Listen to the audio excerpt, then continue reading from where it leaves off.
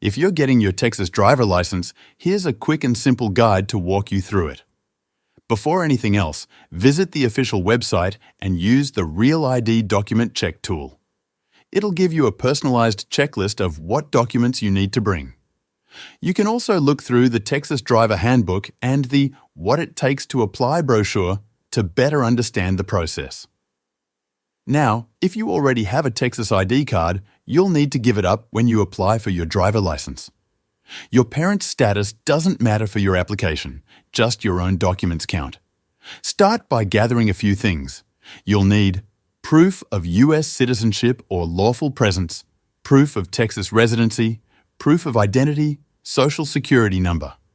If you own a vehicle, you'll also need proof of registration and insurance. If you don't own a car, just sign a statement saying that. For new Texas residents, if you're trading in an out-of-state license, you'll need to show your old license and your vehicle info. If you're under 25 and this is your first license, you'll also need to complete a short driver education course.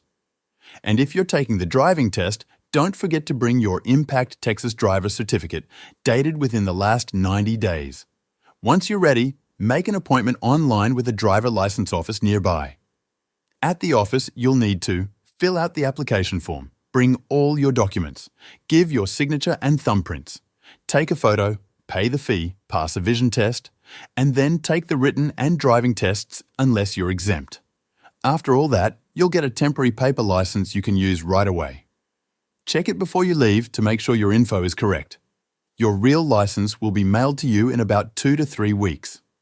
You can track the delivery status online if needed. That's it. Just follow the steps, bring the right documents, and you'll be on your way to driving in Texas.